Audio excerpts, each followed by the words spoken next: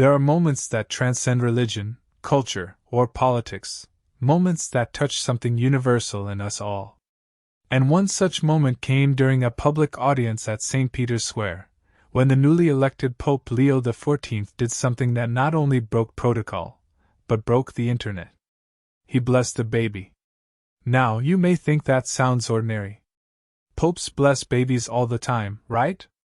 But what made this particular moment so unique, so extraordinarily adorable, wasn't just the act of blessing itself. It was the way he did it. With warmth. With delight. With genuine human connection. That Wednesday morning, the Vatican was buzzing. Thousands had come for the general audience. Tourists, pilgrims, priests, and journalists lined the barriers along the central aisle. But it was the parents, nervous, excited, holding swaddled infants close, who had no idea their lives were about to be changed forever. And then, he appeared. Pope Leo XIV. Fresh-faced for a man his age, with warm brown eyes and a surprisingly gentle smile. As he made his way through the crowd, he waved, shook hands, and offered prayers. The Pope mobile slowed. Security guards instinctively tensed, but he motioned for them to relax. He spotted the first baby. A 6-month-old girl in a powder-pink knitted cap. Her cheeks as rosy as the sky was blue. And in one fluid motion, the Pope extended his arms and took the baby into his hands. A hush fell over the crowd. Cameras clicked. Hearts fluttered. He smiled, kissed her forehead, and traced the sign of the cross with extraordinary tenderness. Then something happened, something magical. The baby giggled. Not cried. Not fussed. Giggled. And Pope Leo XIV? He laughed too. A soft, fatherly laugh that lit up his entire face. And in that one shared giggle, something changed. Something shifted. A wall fell. People talk about the power of a papal blessing, but what we witnessed that day was more than tradition. It was human. Raw. Beautiful. It was a reminder that beneath the garments and the grandeur, there stands a man of God who still marvels at the miracle of life. It didn't stop with just one baby. Over the next 40 minutes, Pope Leo XIV personally blessed more than 25 children, each moment captured in photographs that went instantly viral. Social media exploded. #BabyBlessing trended worldwide. News outlets from CNN to Al Jazeera aired the clips on loop. But behind all the headlines, the real story was not the popularity. It was the emotion. The connection. The look on each parent's face as the Pope laid hands on their child. The way mothers wept. The way fathers tried not to. One father from Argentina later said, "I didn't just feel like my daughter was blessed by the Pope. I felt like God smiled on us that day." A young mother from Poland sobbed as she clutched her baby after the moment passed. "It was like time stopped," she said. "He didn't see us as strangers. He saw us as family." This wasn't just about cuteness. It was about hope. In a world plagued by division, war, and fear, there was something powerfully healing about a spiritual leader choosing to pause and hold a child. The Vatican spokesperson later shared that the Pope had insisted on no set time limit for the audience that day. He said, "Let the Spirit guide me. If the babies are here, they are to be blessed. One by one." And the internet fell in love all over again. But what made Pope Leo XIV's gesture different wasn't just the number of babies or the viral video clips. It was the spirit behind it. This was not political. This was not performative. This was pure. While the images of Pope Leo XIV blessing babies swept across screens, what the cameras didn't fully capture was what many Vatican insiders already knew: this wasn't a one-time act. This Pope loves babies. In fact, Pope Leo XIV's papacy has been marked by an unusually tender focus on family, children, and especially the innocence of infancy. Behind the walls of the Apostolic Palace, aides and advisors have often joked that, "If there's a baby in the room, Good luck keeping the Pope's attention on anything else. You see, Pope Leo XIV was once Father Angelo Moretti, a parish priest in the tiny town of Montecorvino Ravella, Italy. There, long before the red shoes and white robes, he baptized hundreds of infants by name. He remembered their birthdays, attended their confirmations, sat in hospital rooms beside grieving mothers. One story that surfaced recently was told by a now-grown woman named Sofia Lanza, who lives in northern Italy. As a newborn, she was born premature and not expected to live through the night. Her parents, devastated, called the local parish. The young priest who answered was Father Moretti. He rushed to the hospital, arrived in jeans and a windbreaker, still carrying a warm meatball sandwich in his hand. He held that tiny baby girl in his palm, barely the size of his outstretched fingers, and baptized her with tears in his eyes. He whispered, "You will live. God has plans for you." Sophia? She's now 27, studying pediatric medicine.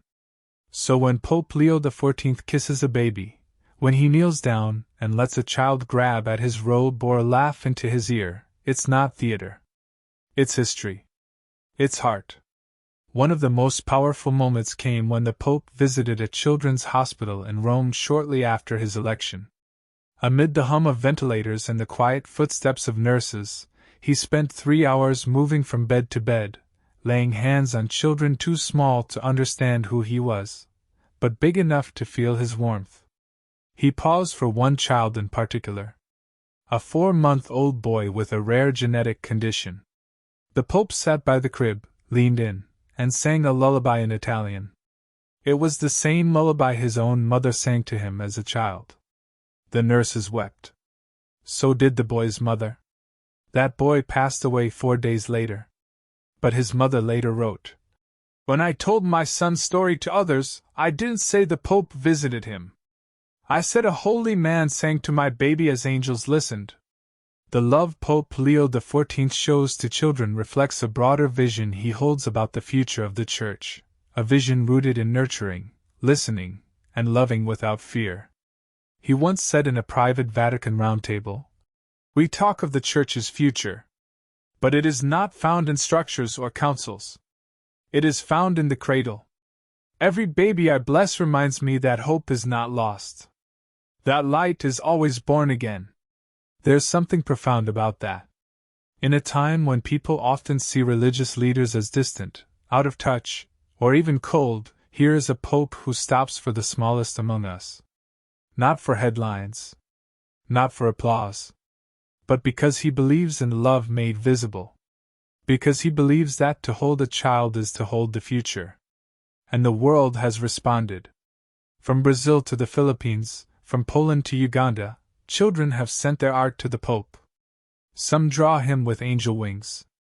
Others show him holding their baby sister or their favorite stuffed animal. The Vatican Mail Office says they've received over 12,000 letters and drawings from kids since the first baby blessing went viral. One note, from a 6-year-old in New York, simply read, "Dear Pope, thank you for loving babies. I hope you bless my sister next. She smells like milk and hugs." That's the kind of sentiment no theology textbook can teach. And for Pope Leo XIV, these moments are more than cute, they are sacred. He's often told his advisors that the first prayer said over a child can echo louder in heaven than 1,000 sermons. That when we bless a baby, we bless the world they will grow into. In an increasingly digital world, we're starving for authenticity, for kindness, for reminders of what truly matters. And in those quiet seconds when a pope leans down and kisses a baby's forehead, the noise of the world falls away. There is only love. Pure, uncomplicated, eternal. What began as a spontaneous act of warmth on the cobbled steps of St. Peter's Basilica soon became a movement that transcended borders.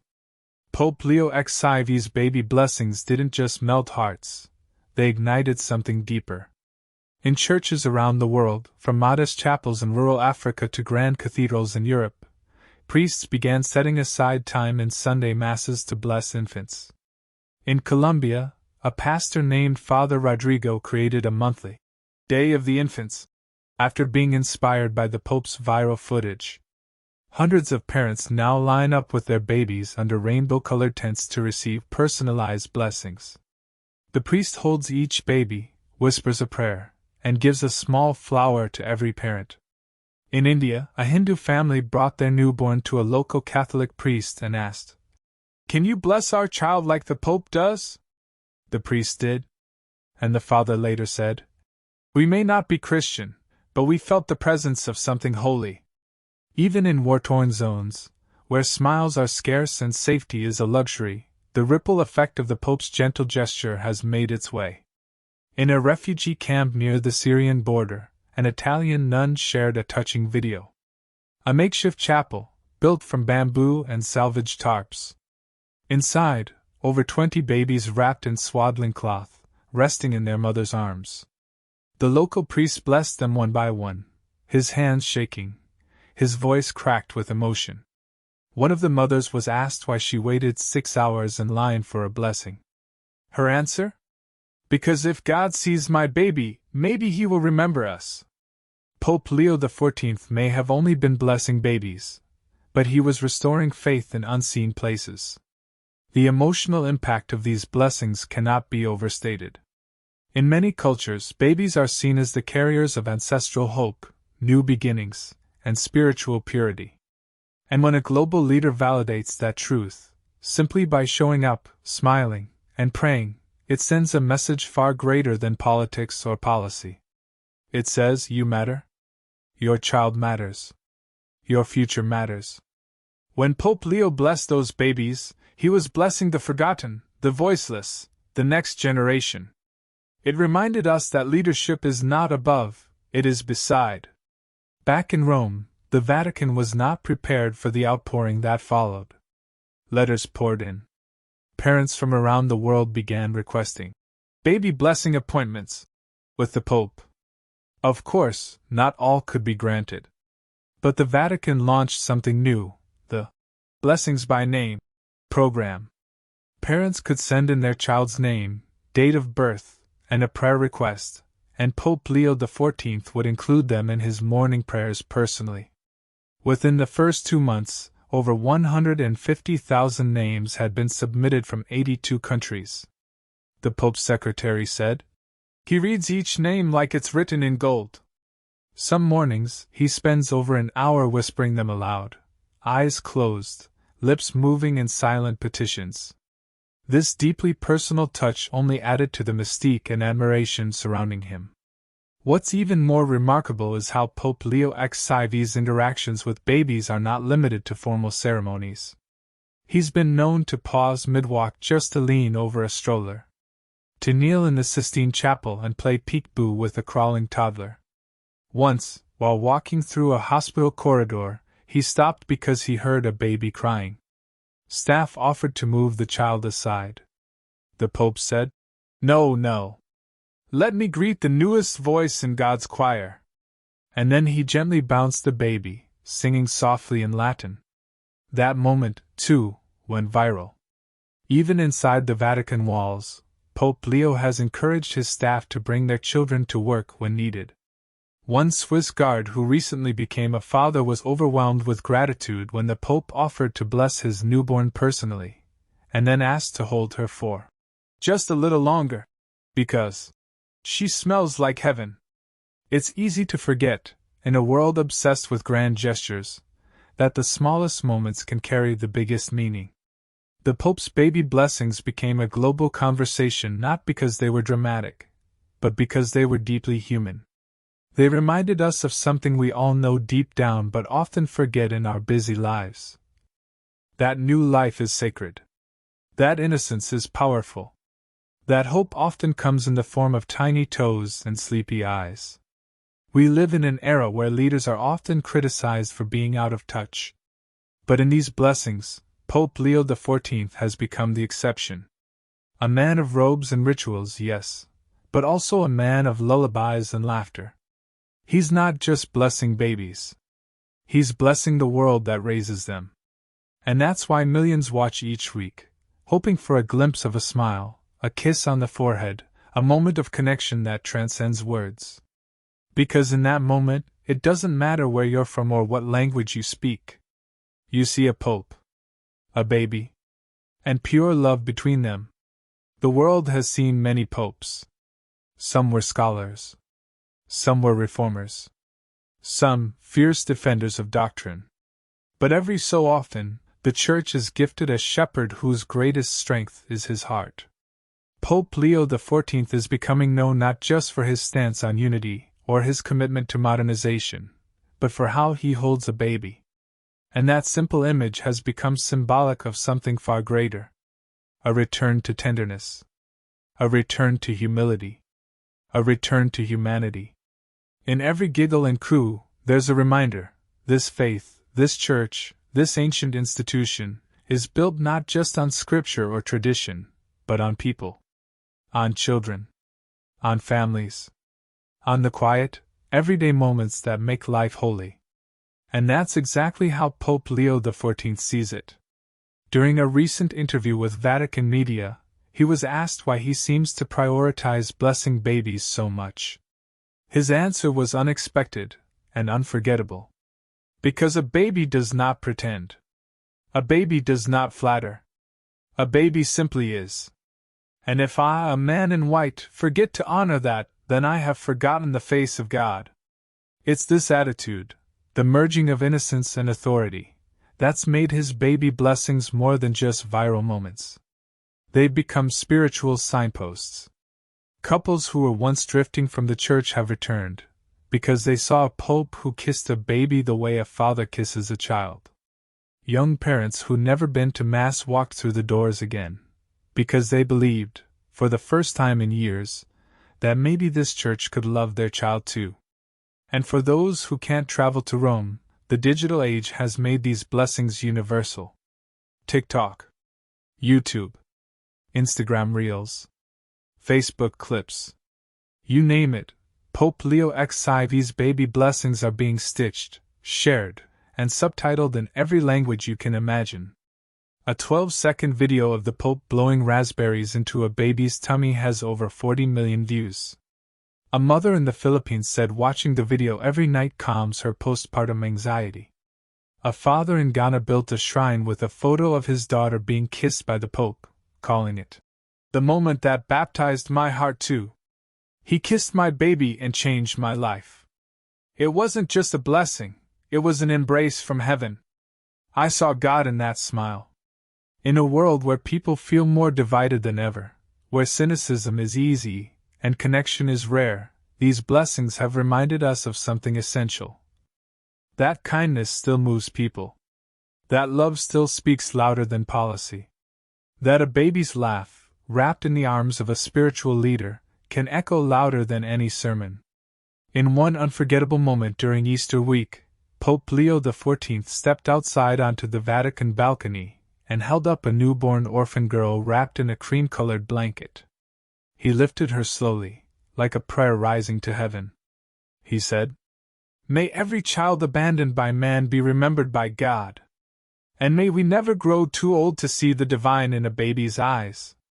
The world wept. It's not often that silence becomes a global headline. But in that moment, no words were needed.